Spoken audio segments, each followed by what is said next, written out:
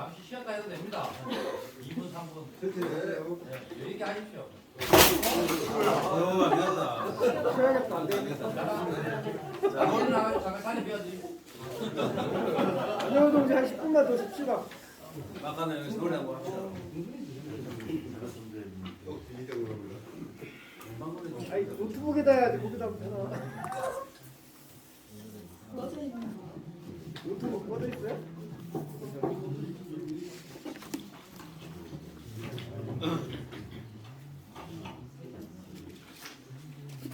전원이 있어 전원. 전원 끈 거 아니에요?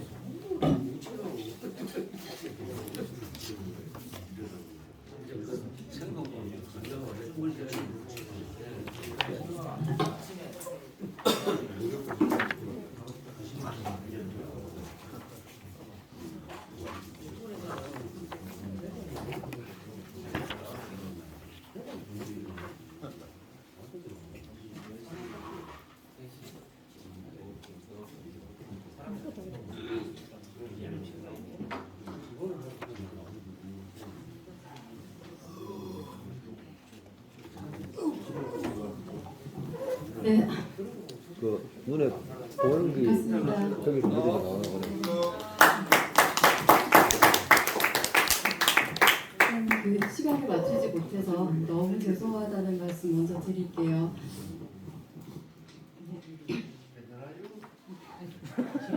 감사합니다. 자료는 저희 제가 활동하고 있는 불안정 노동 철폐연대라는 단체는 오늘 같이 이야기할 비정규직 투쟁의 초기부터 좀 비정규직 문제에 관심을 가진 동지들이 모여서 만들어진 단체예요. 그래서 매달 한 번씩 기관지를 발행을 하고 있고 조선 노동자 투쟁에 대해서도 좀 몇 차례 다룬 적이 있어서 저희 한 달에 한 번씩 나오는 기관지랑 단체 소개 자료를 조금 가지고 왔으니까 좀 관심 있는 분들 살펴보시고 이런 활동을 하는 단체구나 조금 더 이제 아실 수 있었으면 해가지고 소개로 가지고 온 자료니까 보시면 되겠고요. 바로 시작을 하겠습니다. 비정규직 투쟁을 99년을 시작으로 칩니다. 그래서 시작으로 보고 23년에 접어들고 있습니다. 그 긴 시간의 이야기를 우리가 지금 함께 해야 돼서 제가 늦어서 더욱 죄송합니다. 많은 이야기를 해야 되는데 그 23년 동안 비정규직 노동자들이 끊임없이 싸워왔는데 여전히 한국 사회의 절반은 비정규직이 차지하고 있습니다. 2명 중에 1명 노동자는 비정규직이라는 얘기예요. 그리고 여러분들이 일하고 계시는 조선소에서는 그 비율이 더 높죠. 제가 자료를 보니까 65% 이상 이렇게 비정규직 규모가 된다고 하더라고요. 그리고 비정규직 노동자들이 그런 고용상의 어려움, 불안정함으로 인해서 임금이나 처우, 다른 노동 실태, 안전의 문제에 이르기까지 전반적으로 더 열악한 조건에 있다라는 것은 사회적으로 많이 알려져 있죠. 그것이 23년 동안의 비정규직 투쟁으로 이 사회에 알려낸 것이고요. 그런데 이런 비정규직의 차별이나 고용 불안정 문제가 굉장히 심각한 사회적 문제다라는 것에 많은 사람들이 동의를 하는데도 불구하고 지금의 정부 들어서 비정규직을 정규직으로 전환한다라고 하니 사회적으로 굉장히 많은 불만들이 쏟아졌죠. 그리고 그것이 다만 불만에 그치는 게 아니라 세력을 형성하면서 비정규직을 정규직으로 전환하는 거에 반대하는 흐름들이 생겨나기도 합니다. 그만큼 비정규직이라는 고용 형태가 굉장히 일반적인 것이 되어버렸고 어떻게 보면 또 당연하게 받아들이는 사회가 되었다라는 거죠. 그리고 또 한편으로 구조조정이 또 계속 되고 있죠. 그리고 기술이 발달하고 새로운 산업들이 계속해서 이제 생겨나는데 그곳에서의 일자리는 전부 다 비정규직으로 세워지고 있는 게 지금의 현실이기도 합니다. 그리고 코로나19와 같은 지금의 경제 위기 상황, 사회적인 위기 상황에서도 다시 너무도 당연한 듯이 비정규직이 먼저 해고되는 일들이 발생을 하고 있죠. 지금까지 23년 동안 비정규직 노동자들은 안정된 일터라는 것 자체가 안정된 일자리라는 것 자체가 비정규직 모든 노동자의 권리다라는 것을 주장하는 싸움을 해왔어요. 그런데 그 역사를 돌아보고 오늘에 이르기까지 살펴볼 때 우리의 투쟁이 얼마나 앞으로 나아갔을까 이런 부분에 대해서 사실 개인적으로는 많은 회의를 가지는 시기이기도 하고요. 그러나 또 한편으로 여전히 싸우는 노동자들을 보면서 힘을 내보는 그런 복잡한 시기에 사실 지금 있습니다. 그래서 이 역사를 돌아보는 이 시간이 조금 더 다른 의미로 다가올 수도 있을 것 같습니다. 제가 지금부터 그 비정규직 투쟁의 역사에서 조직과 투쟁의 시작이라는 4가지 장면을 같이 나눌 건데요. 이 첫 번째 사진은 사실은 굉장히 힘들게 뒤져서 좀 찾아낸 사진입니다. 이게 뭐냐면 99년에 한라중공업 사내하청 노동자들의 투쟁입니다. 혹시 들어보신 적이 있으신가요? 아유, 저보다 더 잘 아시겠네요. 네, 그 한라중공업 이 영암조선소가 그 당시에 96년에 영업을 시작했다고 해요. 그리고 97년에 바로 IMF 위기가, 경제 위기가 발생을 하죠. 외환 위기가. 그러면서 12월에 이 회사는 부도가 나고 그때부터 이제 현대중공업으로 넘어가는 과정에서의 구조조정 속에서 노동자들의 투쟁이 계속 진행이 되게 됩니다. 이때 비정규직 노동자들이 조선소가 출발하던 초기에는 4,000명 정도까지 있었다고 해요. 그런데 구조조정이 본격화되던 99년에는 1,000명, 그해 여름에는 400명 규모까지 계속해서 줄어들었다고 합니다. 그 과정에서 비정규직 노동조합이 만들어졌습니다. 99년 3월에 만들어졌고요. 그 이전에도 노동조합을 만들려는 시도가 현장에서 있었다고 해요. 근데 움직임이 포착이 되면 회사에서 먼저 대응을 하고 업체를 폐업을 해버리고 그러다 보니 굉장히 비밀리에 이제 조직을 했다라고 하고요. 근데 이제 노동조합을 만들자마자 엄청난 탄압이 회사에서 쏟아졌죠.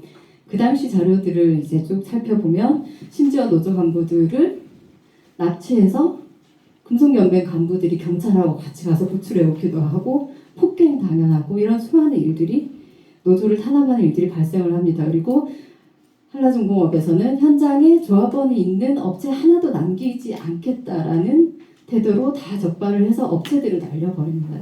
그런 폭력적인 구조조정 과정이 있었던 거고요.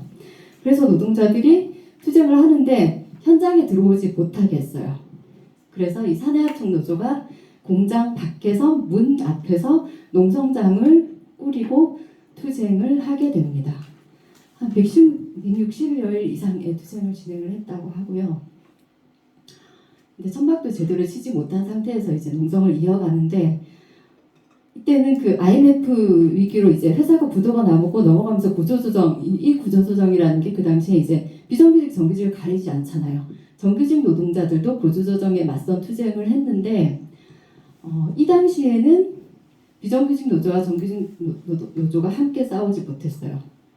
정규직 노조는 비정규직 문제를 가지고 함께 싸우는 것을 사실상 거부했던 거죠. 그것에 대해서 돌아보면 이제 여러 가지 평가들을 하고 있는데 그 당시에는 그랬다고 합니다. 그 정리해고가 시작되고 이 구조조정에 맞서서 단결해서 싸워야 되는데 비정규직이 목소리를 내고 있으면 전선에 혼동을 준다. 이런 비판들을 많이 했다고 해요. 그래서 그 당시 한라중공업이 구조조정 투쟁의 선봉이었고 말하자면 민주노조운동 전체에서 그 옆에서 작게 비정규직 투쟁을 하고 있었던 거예요. 그래서 수많은 활동가들, 노동자들이 투쟁에 연대를 했지만 비정규직 노동자들에게 손을 내미는 사람들은 굉장히 극소수였어요. 그만큼 이 당시에는 이게 어떤 의미인지 이미 노동조합을 하고 있던 사람들도 알지 못했던 시기라고 생각을 하시면 될 것 같습니다. 그러니까 구조조정이라는 것이 비정규직으로부터 시작해서 모든 노동자에게까지 오고 그것을 막아내는 과정에서 이 노동자들과 비정규직과 함께하고 같이 조직해서 싸워야 된다는 것에 대해서 아예 인식 자체가 형성되지 않았던 시기. 우리 사회 전체가 그랬던 시기인 거죠. 이 99년이. 그러면서 이 한라중공업 사내하청 투쟁은 위원장 동지가 구속이 되고 하면서 이제 이렇게 마무리 수순으로 가게 되는데 남겼던 교훈이 중요한 교훈이 있는 거죠. 이 미조직 노동자의 문제, 비정규직 문제가 노동운동에 있어서 노동조합 운동에 있어서 중요한 과제가 되어야 된다. 이것을 운동하는 사람들이 생각을 하기 시작했어요. 그럼에도 불구하고 비정규직 투쟁에 연대했던 동지들의 기록 속에서도 그때까지는 이렇게 쓰고 있었어요. 아직까지는 대공장 정규직 운동이 민주노조 운동의 중심이다. 그러나 앞으로는 미조직 비정규직 문제도 중요하게 생각해야 된다. 이 정도까지 와 있었던 거죠. 그 뒤로 이런 고민이 어쨌건 첫 시작을 만들었던 투쟁이고 계속 이런 부분에 대해서 운동이 고민을 하게 되는 거죠. 두 번째 장면은 이 특수고용 노동자들의 투쟁인데요. 바로 이어서 같은 해예요. 99년 11월에 재능교사 노동조합에서 재능교육이라는 학습지 회사에서 노동조합이 만들어지는데 조금 특이하게 여기 학습지 교사들은 특수고용이라고 들어보셨을 텐데 한 명 한 명이 사업자 형태로 노동자가 아니라고 생각이 간주를 하는 그런 노동자들이에요. 지금에 와서는 그렇지는 않지만 그 당시에 정규직들은 다 관리직이었고 이 비정규직 특수고용 노동자들은 학습지 교사로 이제 집집마다 다니면서 수업을 하고 교재를 판매하고 회사의 실질적인 수익을 만들어내는 노동자들이었죠. 이때 정규직 노조가 있었어요. 그래서 정규직 노조가 인단협을 하면서 파업에 들어갔어요. 그런데 정규직 노조의 파업이 별로 힘을 발휘하지 못했어요. 왜냐하면 조합원이 아닌 비정규직 노동자들이 계속 회사에 수입을 벌어다 주고 있으니까 사실은 정규직 관리직이 파업을 한다고 해서 회사가 크게 타격을 입을 일이 없었던 거죠. 그래서 사실 이 비정규직 노동자들이 학습지 교사 노동자들이 정규직 파업에 본인들 노동조합도 생기기 전에 연대를 시작을 했습니다. 같이 파업을 했고요. 그러면서 본인들의 노동조합을 만들었습니다. 근데 노동조합을 만들고 설립신고를 하러 갔더니 설립신고가 받아들여지지 않았어요. 당연히 고용돼서 일을 하는 노동자들이고 당연하게 노동조합을 설립을 했는데 노동청에 갔더니 당신들은 노동자가 아니라서 노동조합을 만들 수 없습니다라고 얘기를 한 거죠. 그때 처음 알았어요. 그때 민주노총에서 노동조합 활동하던 사람들도 이 노동자들 당사자들도 이런 경우가 있구나. 노동자로 당연하게 일을 하고 있는데 법적으로는 노동자가 아니라고 이야기하는 노동자들이 있다라는 사실을 알게 된 거죠. 그러면서 이 특수고용 문제에 대한 주목을 시작을 하게 된 겁니다. 그렇게 설립신고증이 나오지 않고 이 노동자들이 어떻게 했냐면 33일간의 본인들의 파업을 시작을 했습니다. 그렇게 해서 결국 노동청에서 설립신고증을 받아냈어요. 그럼에도 불구하고 노동조합 활동을 안정적으로 하기는 어려웠어요. 노동조합을 만들기는 했는데 그러면 회사랑 이제 교섭을 해서 단체협약 체결하고 해야 되잖아요. 교섭하고 단체협약 체결까지 했어요. 그런데 회사는 이제 계속 시비를 거는 거죠. 단체협약이라는 이름도 쓰지 말고 무슨 다른 협약서라는 이름을 쓰자.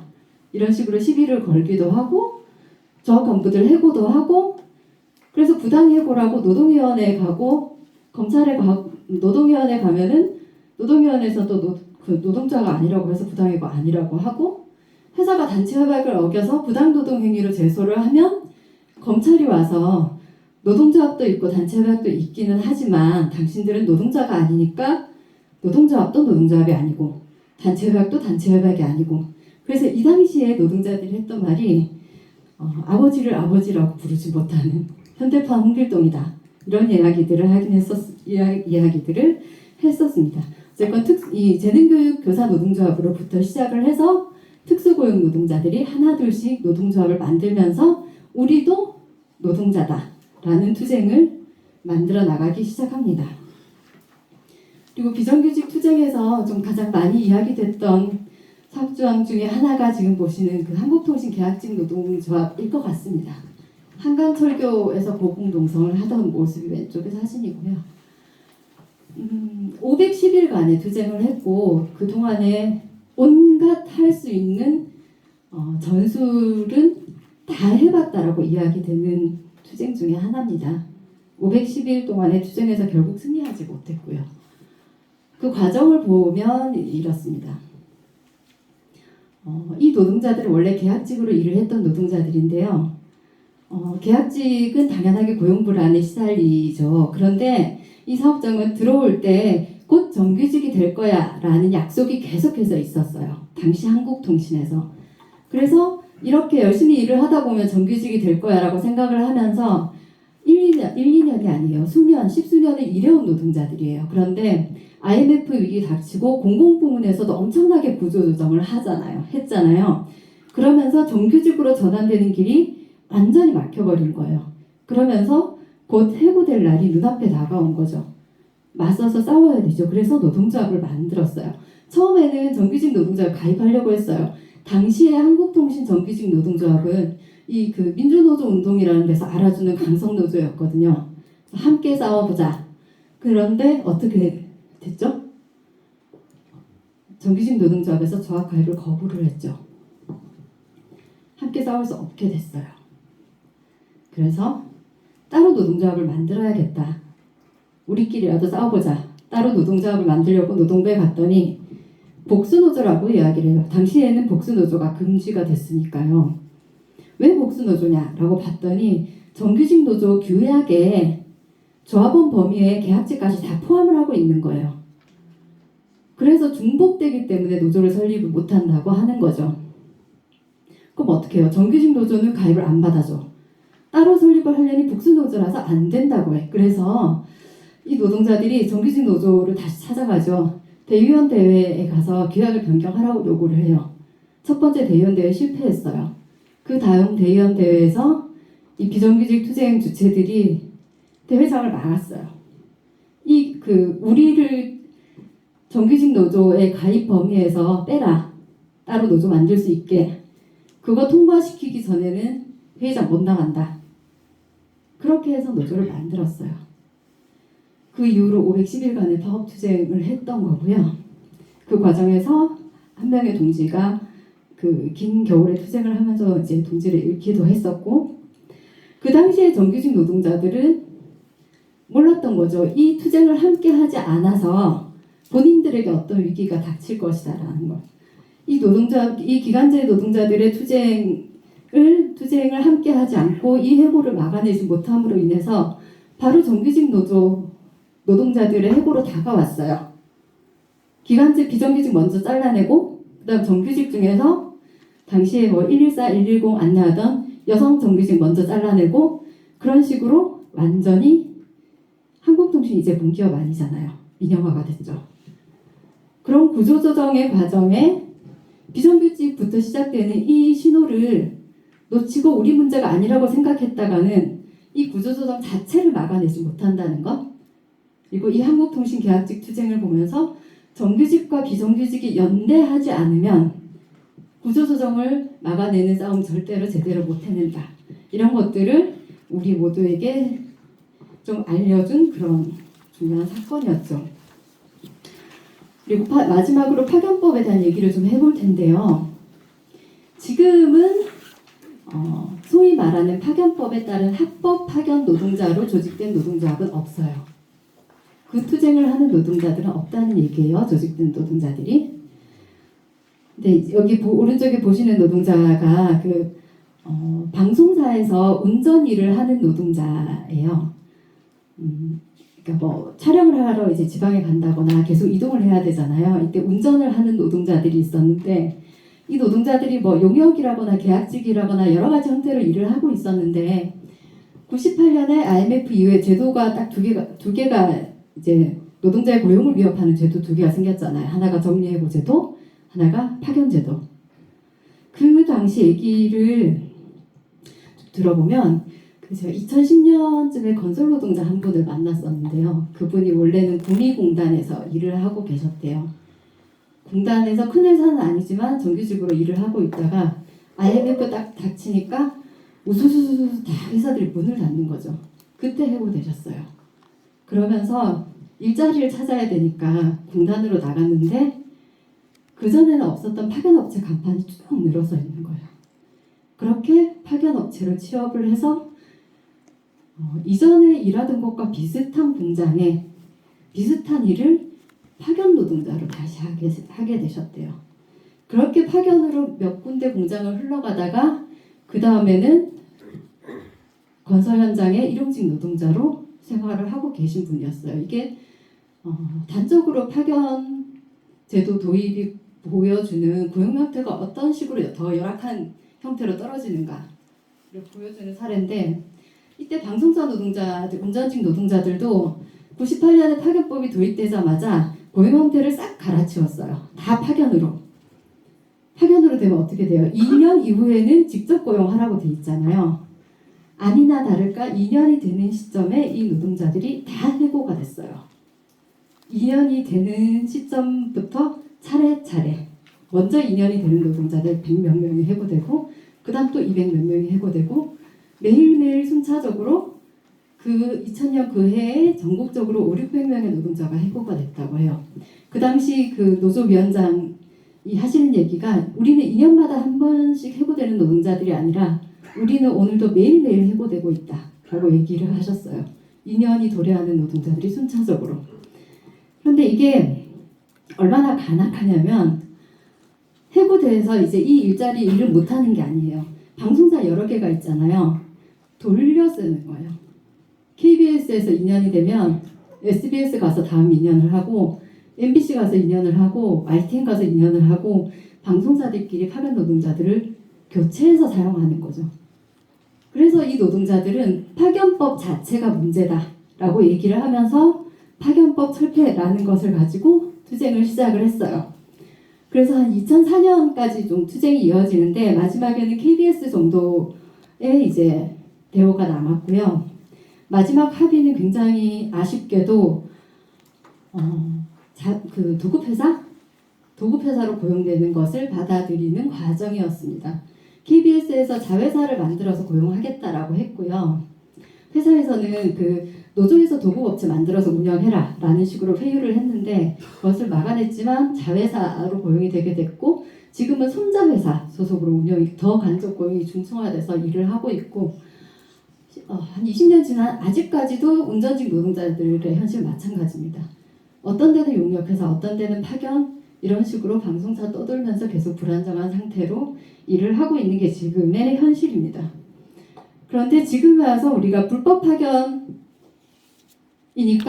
직접 고용으로 전환해야 된다. 불법 파견이고 정규직으로 전환해야 된다. 이런 투쟁을 많이 하죠. 그 얘기는 다시 얘기하면 파견법상 불법이기 때문에 파견법에 따라서 2년 지나면 직접 고용하라고 하잖아요. 우리를 직접 고용해야 된다라고 싸우는 건데, 사실 그거는 이제 파견법이 있기 때문에 만들어지는 투쟁인 거죠. 그런데 알고 보면 이 파견법이라는 제도 자체가 이런 무수한 간접 고용을 만들어낸 제도적인 근원이기도 하거든요. 그런데 이 당시 파견 방송사의 노동자들이 싸웠던 것처럼 파견법 자체가 문제다라고 얘기하면서 정부를 상대로 사회적으로 외치면서 싸우는 그런 투쟁이 지금은 만들어지지 않고 있다는 거죠.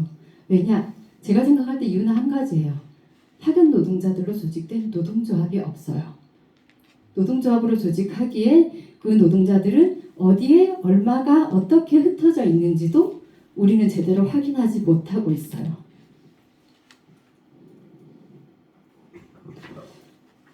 이 비정규직 투쟁의 초기, 1999년, 2000년 이 시기를 지나면서 비정규직 노동자들의 투쟁은 그 사회적으로 계속해서 점점 더 많이 벌어지고 확산이 되기 시작을 해요.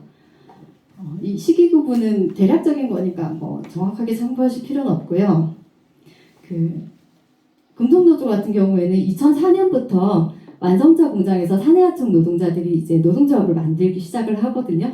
그 전부터 현장 활동을 계속하면서, 그래서 이제 이 사내하청 노동자들이 불법 파견이다라는 싸움을 하기 시작을 했는데, 그 당시 투쟁에서 굉장히 아쉬운 것으로 평가되고 있는 부분은 현장에서의 이제 노동조합을 만들고 투쟁을 시작을 했는데, 이 불법 파견의 문제를 좀 그 노동부에 진정을 해서 불법 파견 판정을 받아서 정규직이 되자라는 방식으로 구상을 했다는 거에 대한 좀 아쉬움을 많이 평가를 하고 있어요.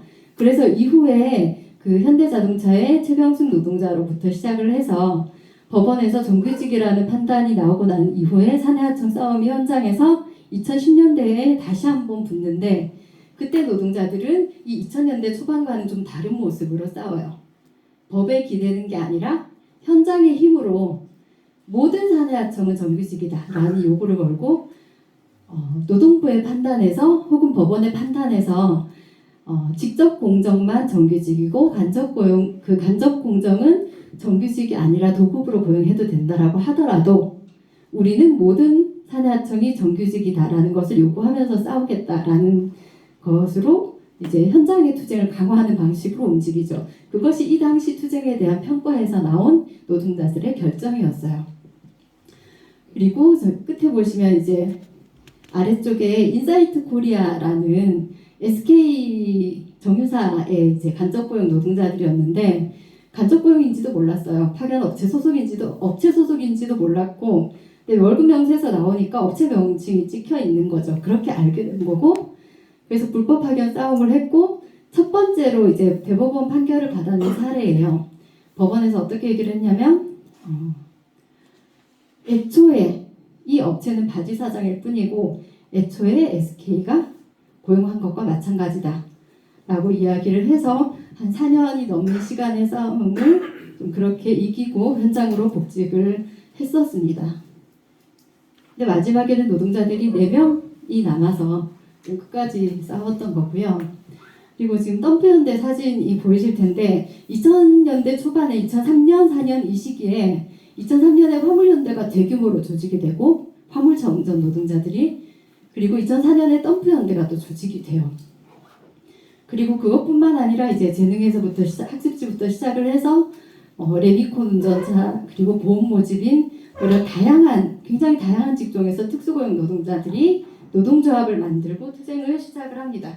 근데 이 화물과 덤프에서 좀 우리가 기억해야 될 부분은 좀 다른 그 조직화의 전술을 세웠어요. 이전에 그 특수고용 노동조합이 싸우는 걸 보니까 노동조합 설립 신고증이 나오느냐 안 나오느냐 가지고 노동부랑 계속 싸운단 말이에요. 그래서 결국 그 레미콘 차주들과 학습지 말고는 설립 신고증을 초반에 다 못 받았거든요. 그래서 보험 모집인은 최근에야 받았어요. 한 20년 만에. 이때부터 노조를 만드는 운동을 계속 했었는데. 그러니까 이제 노동자들이 모여서 노조를 만들었는데 설립 신고증이 나오느냐 안 나오느냐 안 나오면 노조가 마치 아닌 것처럼 되어버리고 그럼 현장에서 조직을 확대를 못하고 그럼 노동조합이 약화될 수밖에 없죠. 그래서 그런 과정이 아니라 법에서 뭐라고 하든 대규모로 조직해서 대규모의 투쟁을 만들면 그것으로 교섭을 해서 현실을 바꿔낼 수 있다라고 접근을 했던 게 화물연대와 덤프연대의 투쟁이었어요. 그래서 실제로 그걸 해냈죠. 그렇게 조직을 해서 사업자들과 싸우지 않았어요. 처음에는 사용자들과 싸운 게 아니라 정부와 교섭을 했어요. 정부와 교섭을 해서 제도를 바꿔내는 투쟁을 하고 그 시기가 지난 이후에 각각 개별 현장에서 교섭을 하고 협약을 체결하는 그런 과정으로 넘어가는 좀 독특한 사례입니다. 이 근로복지공단 사례인데요. 그 공공부문에서 이제 아까 한국통신계약직 사례도 이제 말씀을 드렸지만 엄청나게 구조조정이 벌어지고 그 시기가 지나가고 나서는 좀 상시적으로 구조조정을 하는 과정에 들어서게 됩니다.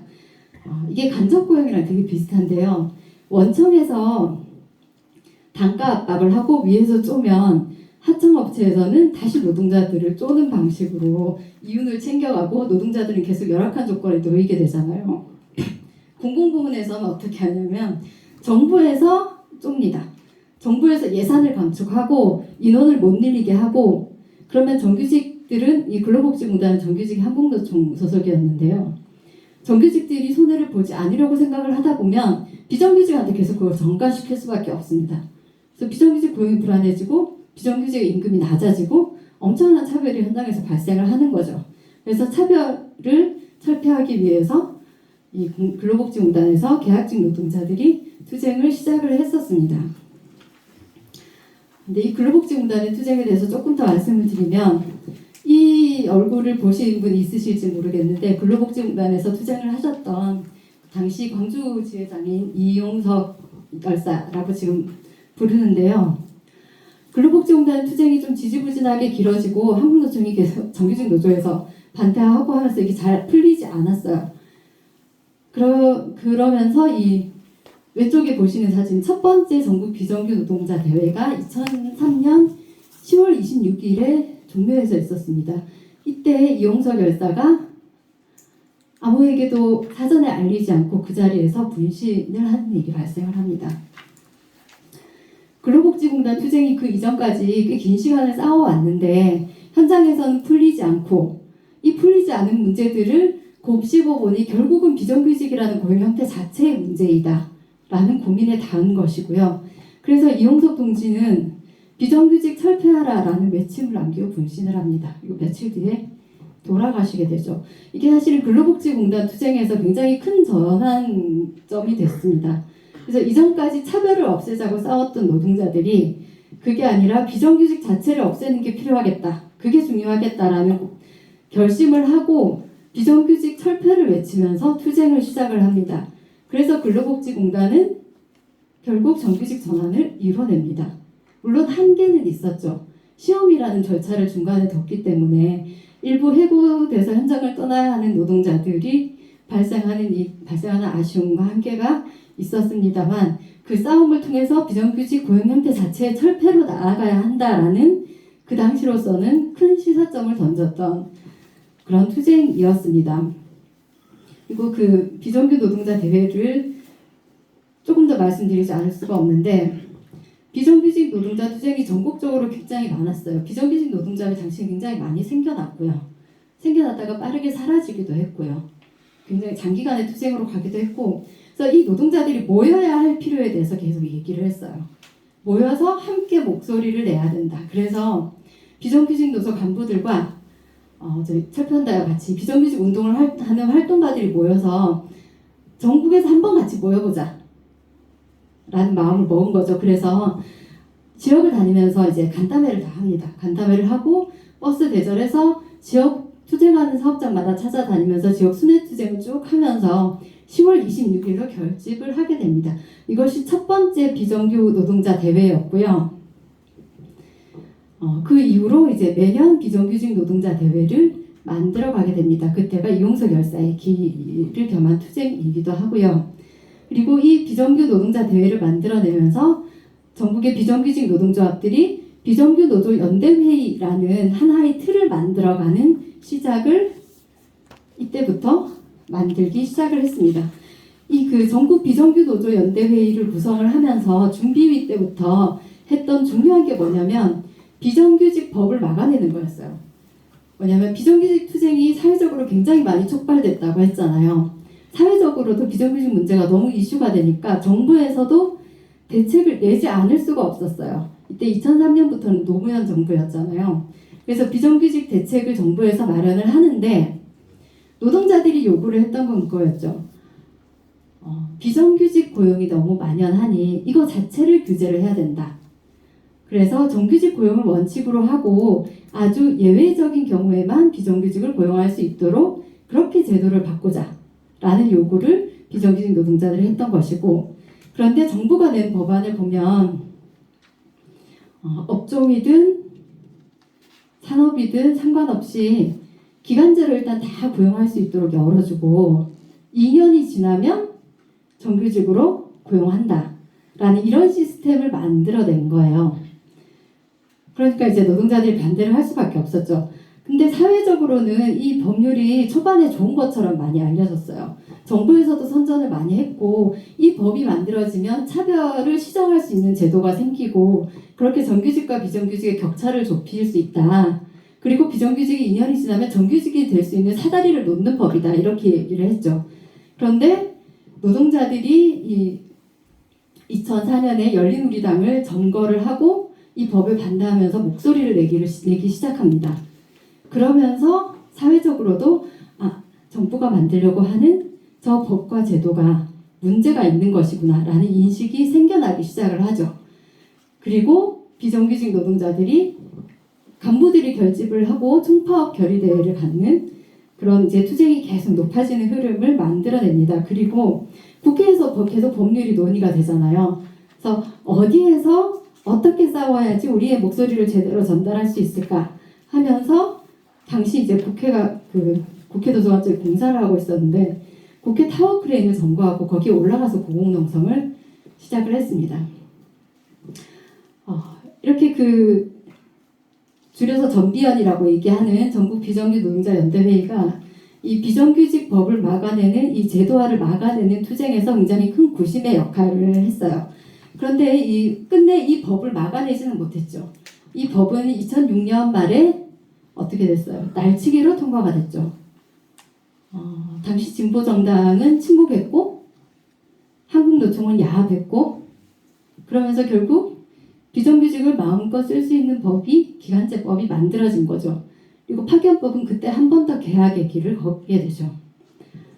아쉬웠던 것은 이 국회 타워 크레인 올라가서 농성까지 했다고 했잖아요. 비정규직 노조들이 다 모여가지고. 근데 그 투쟁의 마무리가 굉장히 아쉬웠던 부분이 있어요. 국회에서 타워를 점거하고 있으니까 정부에서 손대를 엄청 때린 거예요. 매일매일 감당할 수 없는 금액이 쌓여가죠. 그래서 노동자들이 좀 갈라졌어요. 책임질 수 없는 이 싸움을 계속 할 수 없다 라고 이야기하는, 다시 현장으로 돌아가서 싸우자 라고 이야기하는 노동자들이 있었고, 결국 그 모든 것을 이겨내고 투쟁을 해서 손배까지도 투쟁을 없애는 거다, 이렇게 물러서는 것이 이 법을 막아낼 수 없다 라고 주장을 했던 노동자들이 있었고, 그래서 그 이후에 전비연은 사실은 반쪽짜리로 남게 되는 그런 아쉬운 과정이 있었습니다. 그때 끝까지 이제 투쟁을 해야 된다라고 주장을 하면서 그 타워 점거 농성을 마무리하는 것에 대해서 좀 굉장히 안타까움을 느끼고 전비연 대우에서 빠졌던 동지들이 금속노조의 비정규직 노동자들이었어요, 주로. 그래서 전비연은 그 외의 비정규 단위로 2000년대 후반까지를 쭉 활동을 하면서 그 이후로는 사실 비정규 운동의 구심으로 역할을 별로 하지 못하게 됩니다.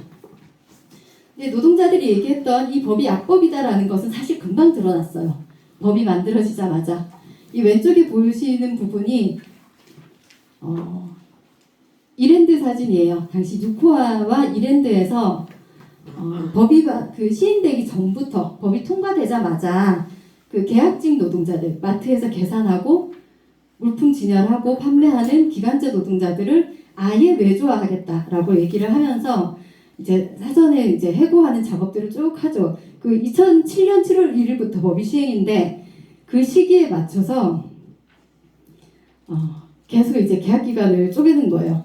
3개월, 1개월, 그 당시에 0개월짜리 계약서도 나왔어요. 그래서 그거에 맞서서 이제 노동자들이 싸움을 조직했죠. 이때 그 유코아 이랜드 투쟁이 특히 이제 많이 의미 있게 이야기됐던 것이 정규직 노동자들이 이 투쟁을 함께 했어요. 그냥 함께 했다는 게 아니라 이 일로 인해서 비정규직이 해고될 것이기 때문에 조직해서 함께 싸워야 된다라고 이야기를 하면서 현장을 같이 돌면서 조직을 했어요. 그리고 이랜드 같은 경우는 정규직 노동자뿐만 아니라 사회적으로도 연대 단위들이 구성이 되기도 했었고, 그래서 이 투쟁 자체를 하나의 기업 투쟁이 아니라 이 법에 맞서는 사회적인 투쟁으로 좀 폭을 많이 넓혔던 거죠. 유코아와 이랜드, 유코아가 나중에 이랜드에 흡수돼가지고 결국 자본은 똑같이 이랜드였는데 두 개 회사의 결과는 달랐어요. 유코아는 외주화를 받아들일 수밖에 없었고, 이랜드 투쟁은 한 100여일 더 길게 투쟁을 해서 결국 고용을 지켜냈어요. 어떤 차이일까에 대해서 좀 많이 생각을 해봤었는데요. 결국은 비정규직 주체가 얼마나 단단하게 서 있느냐의 차이였던 것 같아요. 두 사업장이 다 정규직 노동자가 비정규직 조직해서 함께 싸움을 만들었던 투쟁인데, 이랜드는 비정규직 투쟁 대우가 훨씬 더 단단하게 조직이 돼 있었던 거죠. 투쟁에서 많은 것들을 결정하는 역할들을 했고, 그 차이가 아니었을까라는 생각을 해봤습니다. 그런데 이 문제는 한 번으로 지나가지 않아요. 2년이 지나면 정규직으로 전환한다라고 하니까 기간제로 2년 이상 일하면 2년이 되기 전에 이제 계속 회고를 하는 거죠. 그래서 2년 동안 일할 수 있는 게 아니라 2년 전에 1년 반, 1년, 10개월, 6개월 노동자의 계약기간 계속 짧아지는 거예요. 그리고 정확히 2년이 지난 시점 2009년에 KBS에서 똑같은 일이 다시 한번 반복됩니다. 계약직 노동자들을 이 한국방송공사가 외주화하려고 했고요. 그것에 맞서서 투쟁을 했습니다. 직접 고용, 정규직으로 고용해라. 외주화를 반대하면서 싸움을 했고 사실 이미 2년 이상 그 기간제법 시행 이전부터 오랫동안 일을 해온 노동자들이니까요. 그렇게 싸워서 이 당시에 무기계약직을 쟁취를 했고요. 그 이후로도 계속 노동조합을 유지하고 싸움을 해서 2010년대 들어서 몇 년 전에 완전한 정규직화, 무기계약직을 극복한 완전한 정규직화를 이루어낸 사업장이기도 합니다. 그런데 이제 이런 투쟁들과 현장에서의 해고와 투쟁이 벌어지면서 이 법이 정말 악법이다라는 것이 많이 알려지기는 했지만 초반에는 이제 그런 부분들이 있었어요. 어쨌건 비정규직 법이 만들어졌으니 그 법이 만들어지면 시행령 어떻게 만들 건지 정부에서 또 논의를 하거든요. 그때 민주노총에서 개입을 해서 시행령을 좀 잘 만들어가지고 이 법을 활용할 수 있는 걸로 만들어보자 라고 생각했던 사람들이 일부 있었고 대부분의 노동자들은 이 법은 악법이라고 규정을 하고 이 법을 없애기 위한 투쟁을 하는 게 맞다 라고 생각하는 노동자들이 또 있었죠. 그런 논란이 지나가고 악법 폐기를 외쳤던 노동자들은 좀 그런 부분에 주목을 하게 되죠. 권리라는 부분. 왜냐하면 이 악법이 지속되는 한 계속해서 우리의 삶과 노동을 불안정하게 하고 파괴할 수밖에 없기 때문에 그것에 맞서서 우리에게 이런 권리가 있다라는 것을 선언하기 시작한 거예요. 그래서 비정규직 법으로 인해서 우리 사회의 비정규직이 일반적인 고용 형태가 되지 않을 것을 않도록 거부할 권리가 우리에게 있다라는 것. 그리고 비정규직 고용 형태 자체라는 것이 문제고 해고되지 않을 권리가 우리한테 있다. 즉 안정된 고용이 모든 노동자의 권리다라는 것을 얘기한 것이고요. 그리고 무엇보다도 이런 문제에 맞서서 비정규직 노동자들이 주체로 나서서 싸우는 것도 우리의 권리다라는 것. 그리고 2008년 당시면 뭡니까? 경제 위기가 이 시기에 또 크게 있었죠. 그래서 이제 이 당시에도 실업을 겪는 노동자들이 많이 발생을 했고 바로 다음 2009년에 쌍용자동차에서 또 대규모 해고가 발생을 하지 않습니까? 그래서 그런 상황에서 사회적으로 우리의 생계를 보장해야 될 책임이 있고 노동하지 못하더라도 인간답게 살아갈 수 있는 권리가 우리에게 있다라는 이런 주장들을 하면서 그러니까 다만 정규직이냐 비정규직이냐를 넘어서는 일터와 우리 삶에서의 권리를 보다 풍부하게 이야기하는 것으로 우리 투쟁의 폭을 조금 더 넓혀보려는 그런 노력들이 이 시기에 벌어졌습니다. 현장에서도 투쟁들이 힘들었지만 한 발 한 발 앞으로 나가는 과정들을 갖게 됩니다. 제 왼쪽에 보이시는 게 청소노동자 대학교를 중심으로 일하는 청소노동자들의 조직화 과정인데요. 따뜻한 밥 한 끼의 권리라는 캠페인을 공공운수 노조에서 진행을 했습니다. 근데 이 캠페인은 뭐냐면 밥을 잘 먹자는 캠페인이 아니에요. 청소노동자들이 현장에 휴게 공간이 없어요. 식사할 공간도 없어요. 그러다 보니 계단 밑에 만들어진 세모난 그 공간에서 겨우 앉아서 식은 밥을 먹어야 되거나 조리를 못하게 하니까요. 화재 위험 때문에. 아니면 사용하지 않는 화장실 위에 덮개를 덮어서 거기를 휴게 공간으로 사용하게 한다거나 지금에 비하면 말도 못하게 열악한 시설에서 휴식도 제대로 못 취하면서 일을 하고 있었던 거죠. 그 노동자에게 휴게 공간을 보장하라는 요구였고 이것은 다시 말하면 뭐냐면 청소노동자들은 업체 소속이잖아요. 그런데 원청인 대학교를 청소를 하잖아요. 그리고 그 대학교의 휴게 공간을 만들 수 있는 권리는 업체 사장이 아니라 대학에게 있어요. 그래서 우리가 일하는 공간에서 제대로 휴식할 권리를 원청을 상대로 요구하는 그런 의미가 있는 투쟁이었습니다.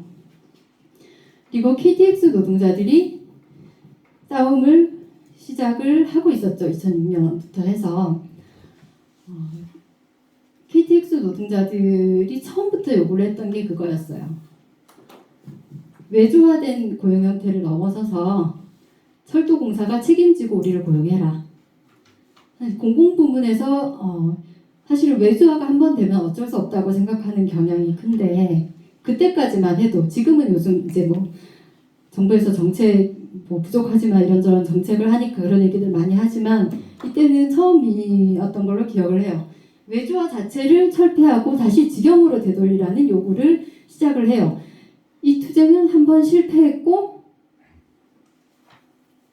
최종적으로는 승리했고 아직까지도 과제가 남아있는 투쟁이라고 할 수 있는데요. 끝내 직접 고용으로 나가지 못했죠. 외주화된 상태를 받아들일 것이냐 말 것이냐에서 이 노동자들은 합의하지 않았어요. 이건 뭐냐면 우리는 외주화에 맞서서 싸웠고 외주화 철폐를 요구했기 때문에 외주화된 상태를 인정하는 합의를 하지 않겠다라는 선언이었어요. 그러면서 다들 각각의 자리로 돌아갑니다. 누군가는 여전히 업체에서 다시 일을 하고 누군가는 다른 곳에서 일을 하기도 하고 그러면서 다만 하나 남겨뒀던 게 그 근로자성 인정 싸움이었어요. 이게 사실은 굉장히 속이 쓰린 건데 주체는 없이 변호사만 싸우고 있는 거예요. 재판할 때 가면 재판하고 어쨌건 그 긴 시간을 버텨서 다시 모여서 다시 싸움을 하고 결국 다 복직을 이뤄냈잖아요. 철도공사의 정규직으로. 남아있는 과제라는 건 뭐냐면 싸웠던 노동자들은 직영이 됐는데 이 노동자들이 했던 승무원의 업무 그 업무는 여전히 자회사에 남아있어요.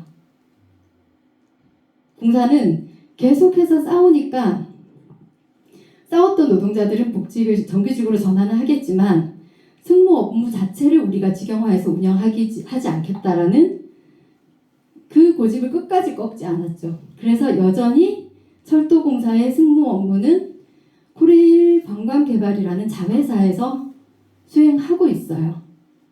그래서 정규직이 된 노동자들은 영무 업무를 하고 있고요. 승무 업무를 계속 하고 싶은 노동자들은 어쩔 수 없이 자회사 고용을 받아들여야 되는 그런 상태에 있어요. 그래서 이 승무 업무를 직영화하라는 요구와 투쟁을 아직까지 계속해서 하고 있는 것이고요. 인천공항 공공부문에서 가장 많이 이제 언론에도 나왔던 사업장이고요. 근데 이제 최근에 얘기를 하려는 게 아니라 2009년, 10년의 이야기를 하는 겁니다. 인천공항 비정규직 노동자들이 그 이전부터 개별 노동조합으로 있었는데 2007년을 넘어서면서 산별노조에 대거 가입을 해요. 산별노조로 전환을 하면서 큰 싸움을 만들어야겠다라는 고민들을 시작을 한 거죠. 그러면서 2009년 초에 1월 1일 날 세관 노동자들이 해고가 됩니다. 그 싸움을 굉장히 성공적으로 막아내고 이겼어요. 그때부터 준비를 한 거예요. 원청을 상대로 싸움을 하자. 현장을 계속 조직을 하면서 그래서 그 싸움을 이제 기획투쟁에 붙은 거예요. 말하자면 그때 얘기했던 게 근속수당 지급하라는 건데요. 사실 이 근속수당 지급하라는 것이 설명이 필요해요. 이해를 하려면.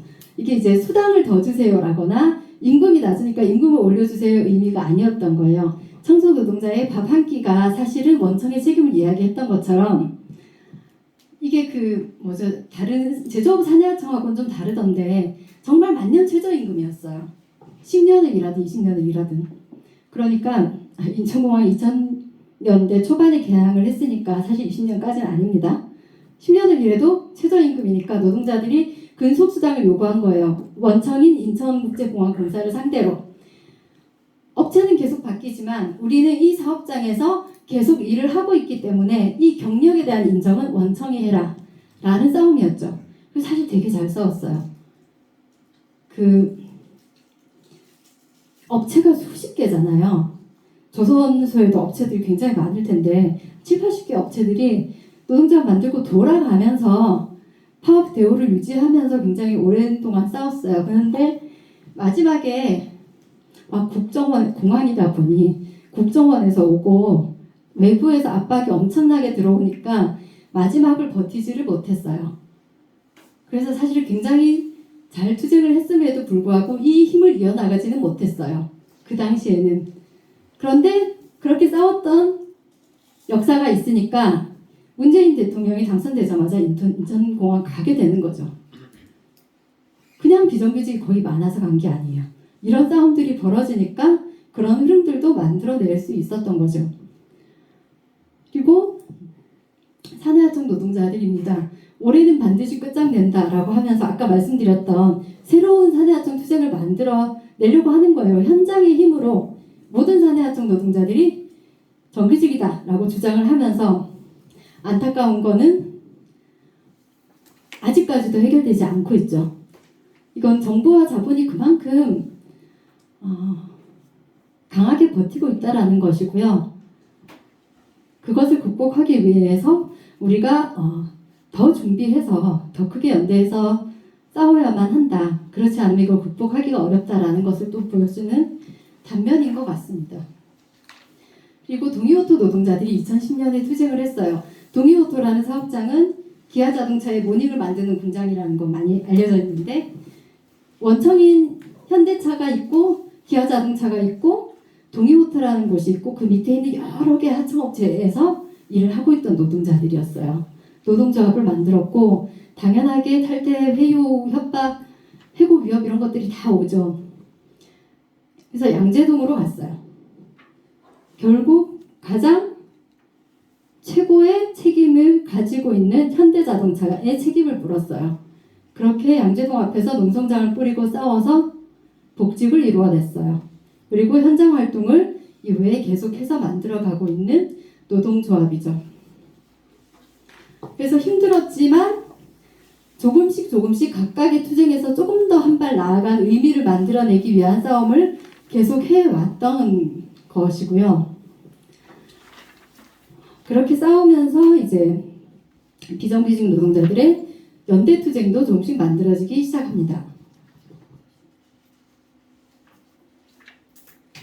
이 시기가 그 김진숙 지도위원회 한진중공업 고공농성 오랜 시간 동안 하셨잖아요. 그리고 그 희망버스를 타고 다 한진중공업으로 가서 투쟁을 응원하고 했었던 일이 있었어요. 그러면서 이 비정규직 노동자들이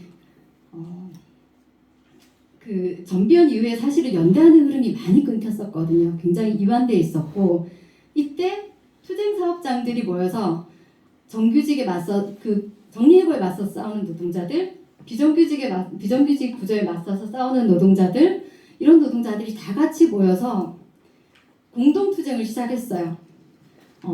말하자면 서로 품앗이를 해서 힘을 보태는 거예요. 이 사업장 투쟁할 때 같이 가서 힘 보태고 여기 투쟁할 때 함께 하고 그러면서 이런 흐름을 쭉 만들어내요. 뭐 희망뚜벅이라고 해서 이제 쌍차까지 서울에서부터 걸어가서 행진을 하기도 하고 그럼 그 당시에 뭐 세종호텔이라거나 뭐 학습지라거나 쌍차뿐만 아니라 코오롱도 있었고요. 학습지도 싸우고 있었고 이 투쟁하는 사업장들이 굉장히 많았어요. 그런데 사실은 민주노총이나 산별노조에서 이런 흐름들을 묶어주는 역할들을 별로 못했어요. 그 시기에. 그래서 노동자들이 자발적으로 모여서 공동투쟁이라는 걸 만들면서 서로 품앗이 연대를 시작을 했던 거예요. 그래서 이 시기는 오히려 사회적인 연대, 노동자들 투쟁에 대한 사회적인 지지와 연대가 더 많았던, 더 눈에 띄었던 시기라고 할 수가 있습니다. 그 시기를 또 넘어서면서 이제 새로운 주체들이 계속해서 노동조합 운동을 시작을 하게 됩니다. 제일 끝에 위쪽에 보시는 사진이 이제 통신비정규직이에요. 그 케이블 비정규직 노동자들이 노동조합을 만들고 희망연대 노조라는 것으로 보여서 나름 대규모의 힘을 가지고 이제 권리를 위한 투쟁을 하게 되죠. 다 간접고용 용역업체 소속의 노동자들이었고 지금은 자회사로 전환이 돼서 그 자회사 구조의 모순에 맞서서 싸우고 있고요. 그 밑에 보이는 노동자는 학교 비정규직 노동자들인데 2010년대 초반에 이제 진보교육감들이 많이 당선이 되잖아요. 그 시기에 학교에서 일하는 비정규직 노동자들이 대규모로 노동조합으로 결집이 되기 시작을 합니다. 그래서 그렇게 모여서 노조는 여러 개지만 교섭을 함께 하는 거죠. 그렇게 집단 교섭을 하고 중앙 교섭을 만들려고 애를 쓰고 그러면서 전국의 모든 교육감들 한 자리에 모아놓고 집단 교섭하는 단계까지 와 있어요. 그리고 이 가운데 보시는 것이 그 자벌드 사진인데요. 사실 자회사에 맞선 투쟁으로 더 많이 사회적으로 알려진 게 톨게이트 투쟁일 거예요. 근데 그 이전에 인천공항에서 자회사 도입되는 걸 막아내지 못했어요. 그리고 그해 말에 자볼드는 고용노동부 산하기관이거든요. 정부에서 직접 고용하지 않고 자회사를 만든 거예요. 그래서 그 자회사 전환에 맞서서 파업을 하면서 끝까지 싸웠어요.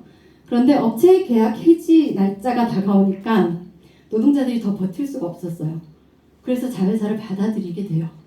그 시기를 넘어서면서 사실은 정부는 그 정규직화 한다고 얘기했지만 자회사까지가 한계구나라는 것이 암암리에 퍼졌어요.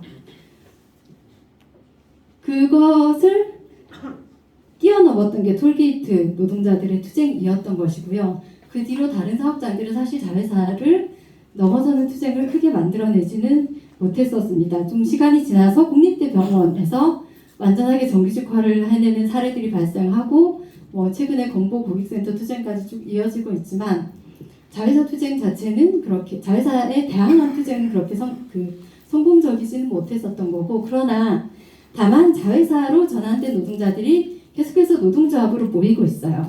노동조합으로 모이면서 이제는 기재부를 상대로 한 싸움을 준비를 해요.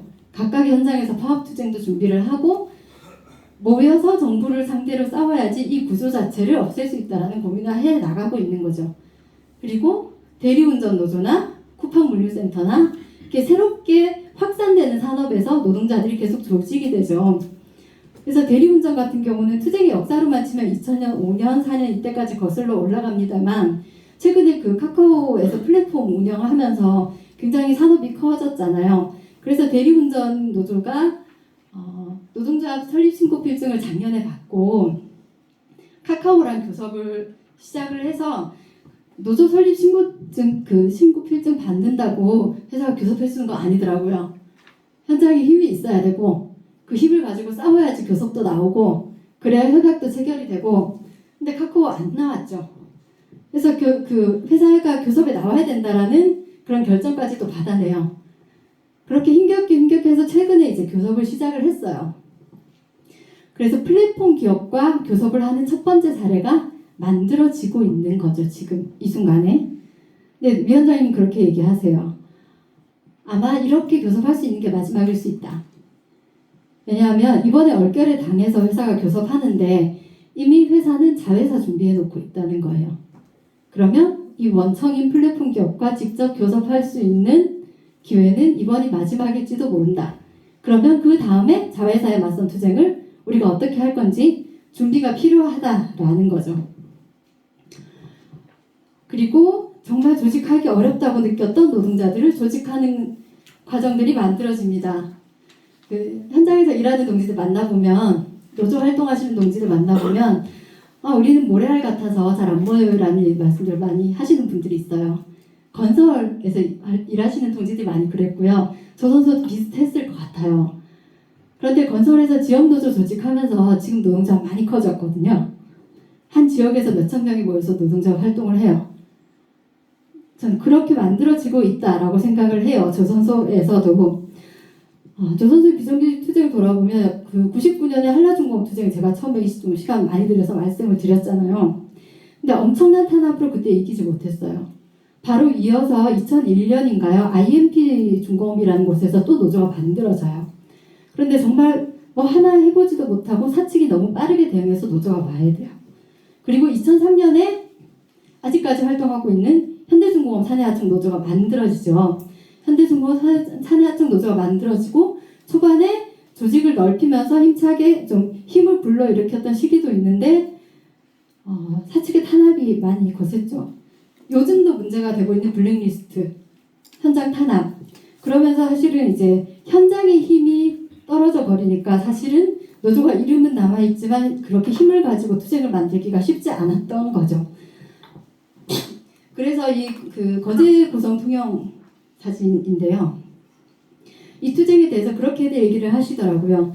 대중 투쟁을 만들어서, 그러니까 노동자들이 모여서 집단적인 투쟁으로, 현장의 투쟁으로 조직화를 이루어낸 사례, 그런 사례가 드디어 만들어졌다라고 이야기를 하시더라고요. 그런데 그런 생각이 들어요. 다만 갑자기 만들어진 사례가 아니겠죠.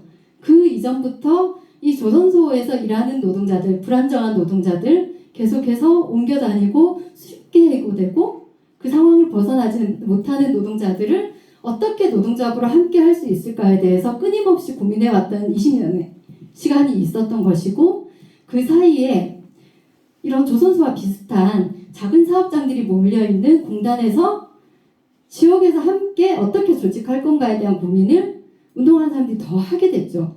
저는 그런 과정들의 결실이 여기에 함께 모여서 나타난 것이 아닌가라는 생각을 해봅니다. 그리고 지역에서도 계속 노동조합을 만드는 활동들이 이제 이루어지고 있죠. 특히 작은 사업장을 중심으로. 작은 사업장에서 특히 5인 미만 사업장에서 조합원에 노동조합에 가입을 한다고 하더라도 사실 투쟁을 만들어내기 어렵잖아요. 그런 노동자들이 어떻게 지역에서 함께 모여서 같이 모두의 삶을 바꿀 수 있는 싸움을 만들어낼 건가, 이런 고민을 하면서 공단 지역 조직화에 대한 활동들을 만들어 나가고 있는 겁니다. 그리고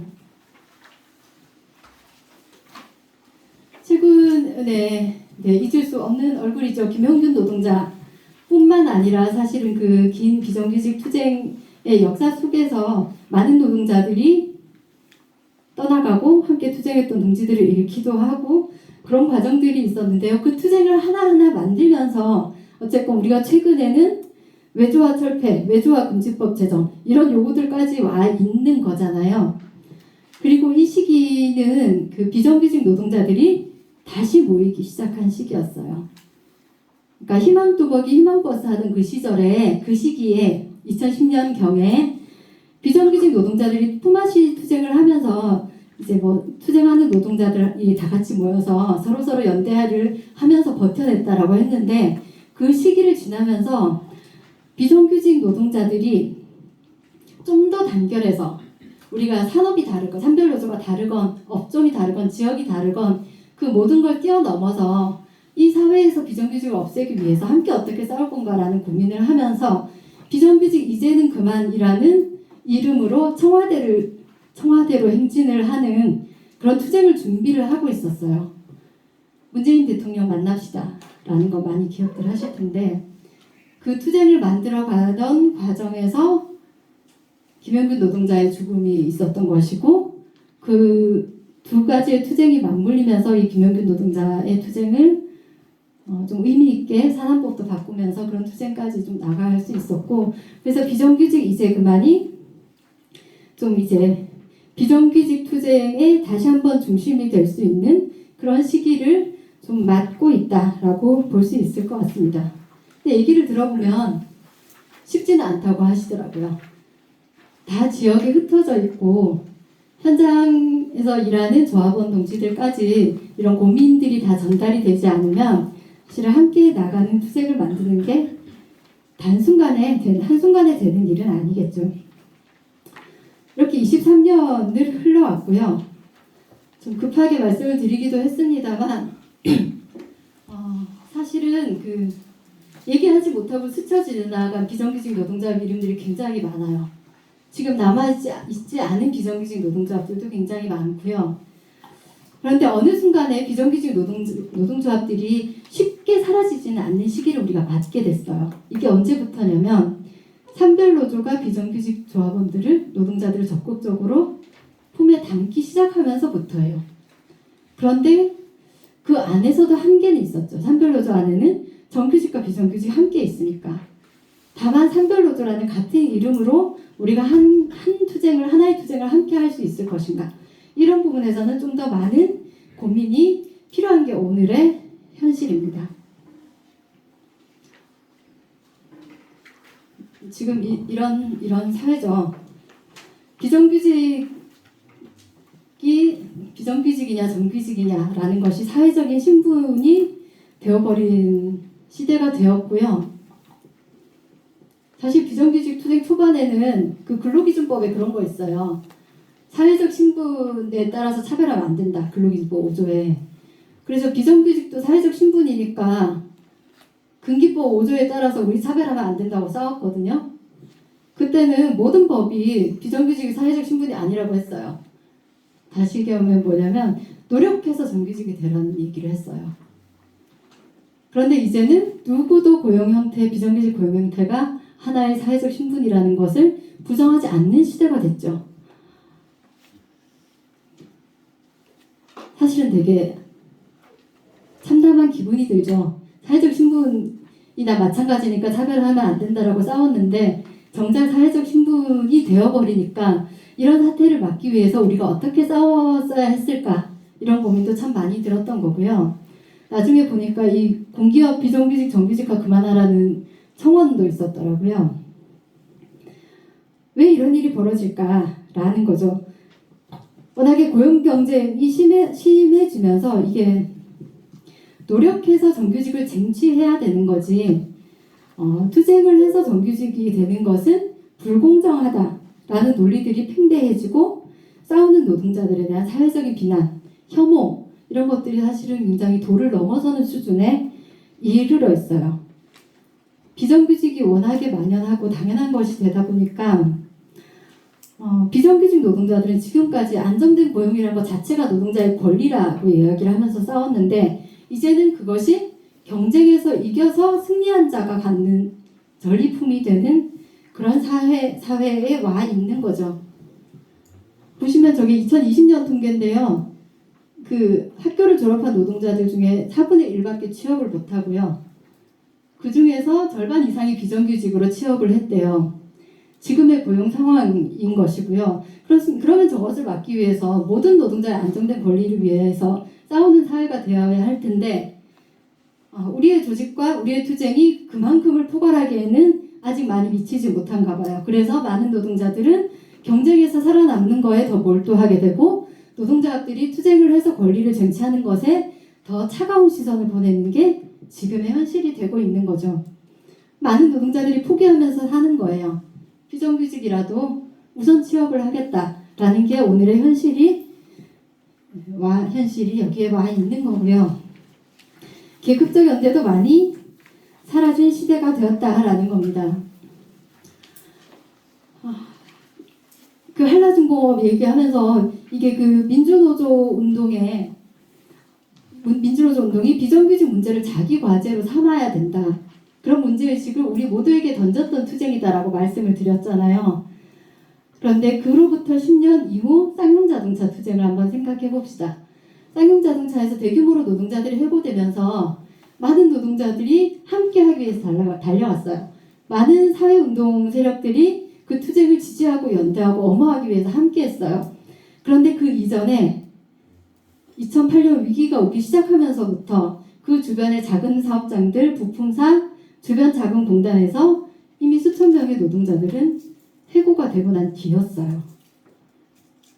우리는 한번 겪었지만 또다시 그것을 극복하지 못하고 사실은 해고되는지도 모르고 사라진 노동자들이 있었던 거죠. 대공장에서의 정리해고는 해고인데 그렇게 사라져간 작은 사업장의 3,000명, 4,000명의 노동자의 해고는 왜 해고가 아닌가? 이거에 대해서 문제 제기를 할 수 있는 운동의 힘이 있었어야 했는데 그렇게 잘하지 못했던 거죠. 다시 10수년이 더 지나서 지금 코로나19 상황에서 그리고 2016년 이후 조선소에 다시 한번 온 위기 상황에서 조금 나아진 것 같아요. 조선소 노동자들의 위기, 고용이 흔들린다라는 얘기에 많은 동료들이 느끼기에 부족했을 수 있는데 많은 분들이 관심을 가졌다고 생각해요. 그래서 사전에 방어하고 막아내기 위해서 이전에 비해서는 훨씬 더 많은 노력을 기울이고 함께 하지 않았나, 그 정도의 발전은 있지 않았나라는 생각을 좀 해보게 되고요. 그러나 또 한편으로 공단에서는 여전히 노동자합이 거의 없기 때문에 어느 회사에서 누가 사라졌는지도 모르게 노동자들의 고용은 계속 떠나가고 있는 거죠. 저희가 반월시업공단에서 월담 노조라는 활동을 같이 하고 있는데요. 매번 노동자들 만나서 간단한 실태조사 같은 걸 하거든요. 그러면 사실 비정규직 노동자들이 조사에 와서 선뜻 이렇게 하시지 않아요. 그러면 주로 이제 본인이 정규직이라고 생각하시는 분들이 조사에 참여를 해주시거든요. 근데 코로나19 이후에 기간제가 굉장히 많이 늘었어요. 그러니까 이미 해고되고 기간제로 채워지고 있다라는 거죠. 그런 변화들이 왔을 때 조직되어 있지 못하면 우리는 그 변화 상황을 알아차릴 수도 없고 대응할 수도 없고 그렇게 그 노동자들에게는 다시 해고도 해고라고 얘기하지 못하는 상태가 계속된다라는 거죠.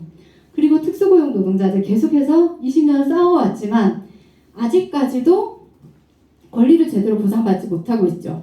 우리가 그 ILO 기본협약 투쟁 되게 열심히 했잖아요. 그러면서 정부는 노동법을 바꾸기 싫으니까 오히려 나쁘게 만들었죠.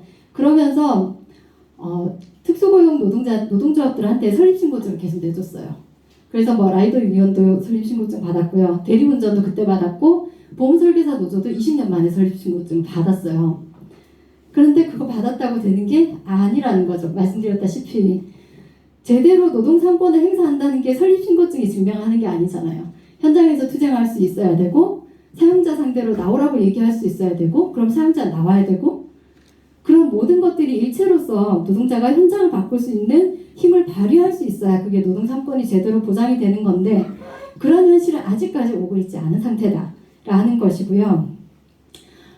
보다 가슴 아픈 거는 우리가 그 한국통신 얘기하면서 정규직 비정규직 연대가 굉장히 중요하다라는 걸 깨달았다고 말씀을 드렸잖아요.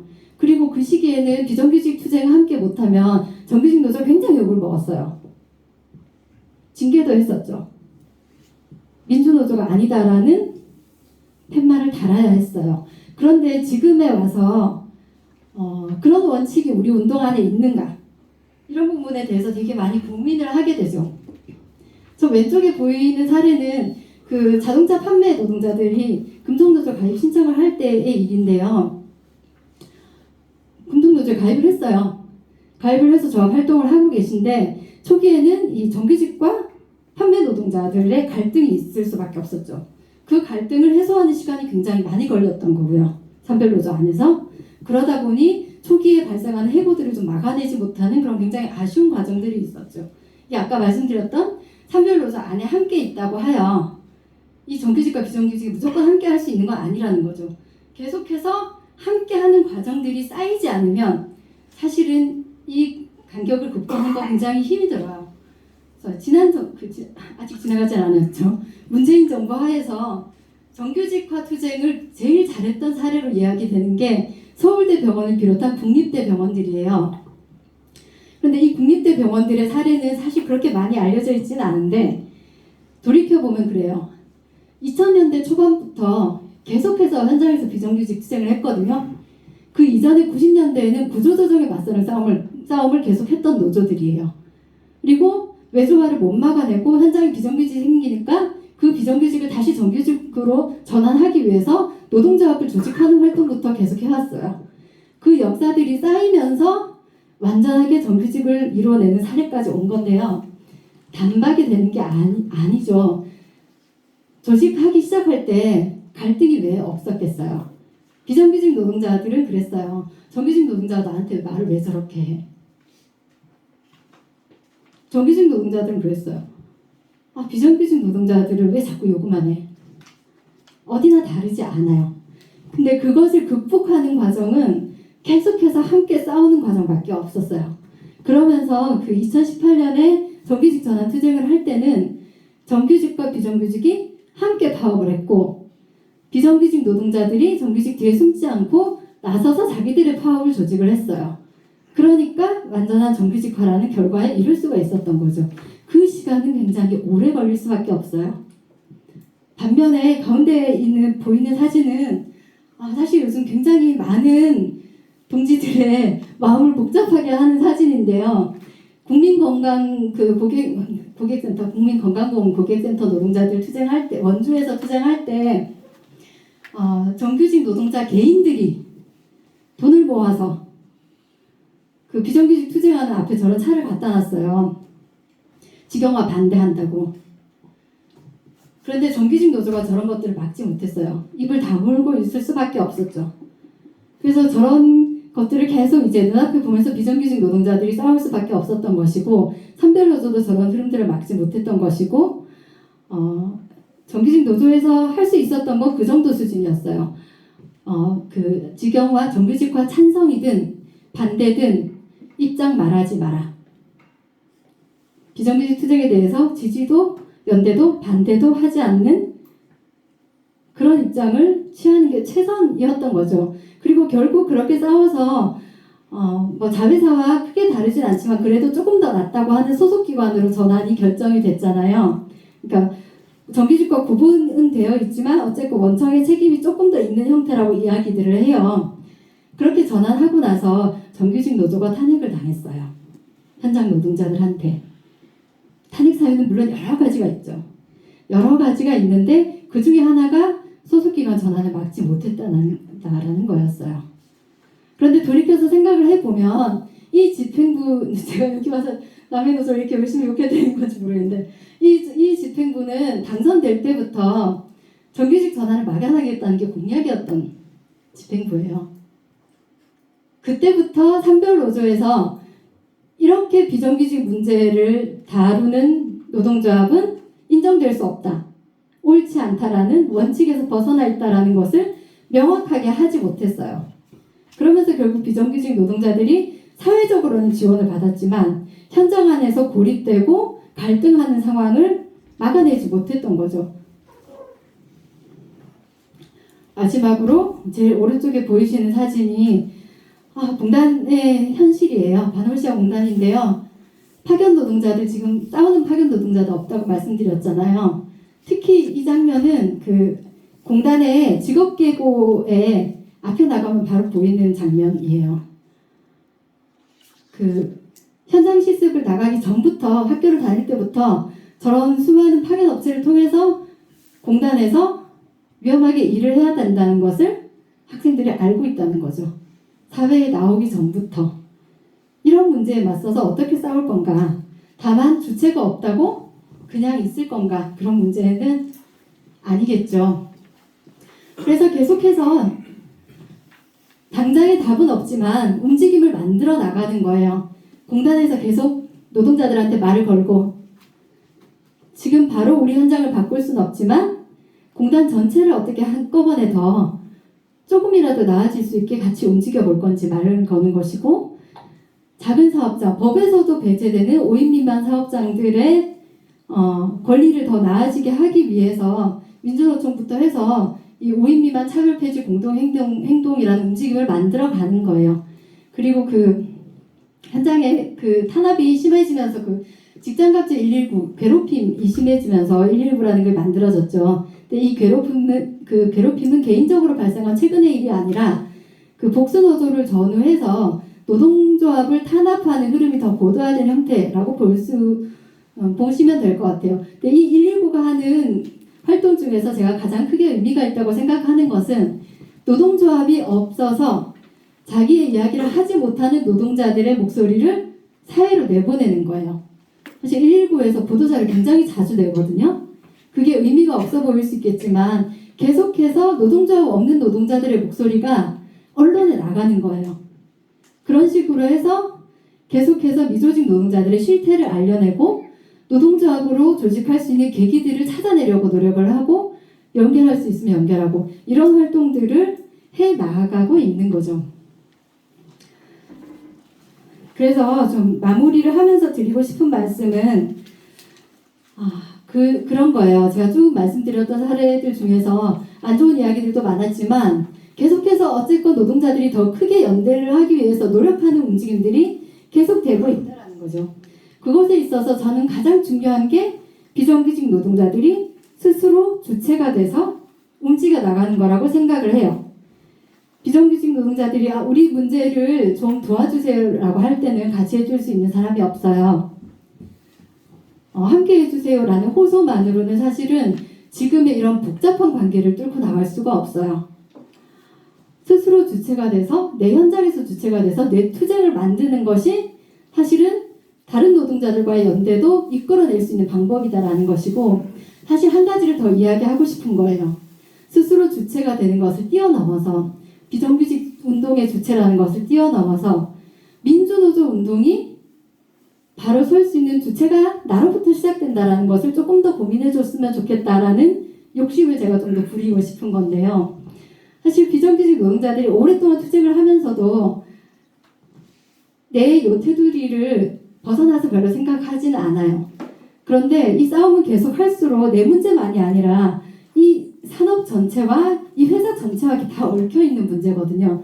그러면 우리도 비정규직의 열악한 현실만 이야기할 게 아니라 고용구조를 더 보고 산업이 어떻게 흘러가는지 보고 조직되지 못한 노동자들이 어디가 있는지를 살피고 그렇게 함께하는 주체로 계속 자신을 넓혀가는 것이 바로 나의 활동이 돼야 되겠다라는 겁니다.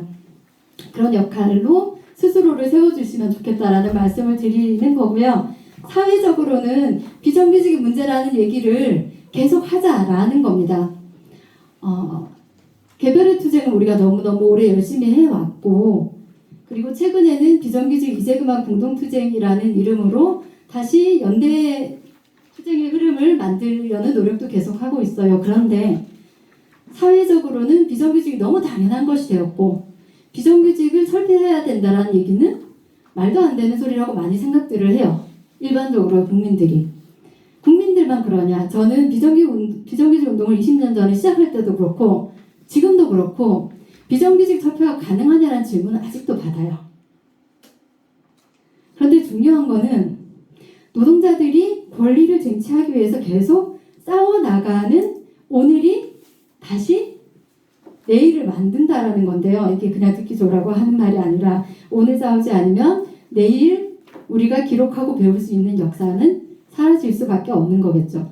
비정규직 없는 세상을 계속해서 상상하고 그게 어떻게 가능할 건지 조선산업 고용 실태를 보니까 완전한 직영화를 하자거나 이걸 완전히 어떻게 안정적으로 해보자라거나 이런 게 도저히 불가능하다고 생각이 되더라도 그 길로 가는 방법을 우리가 계속 고민하지 않으면 누구도 생각해주지 않는다라는 거예요.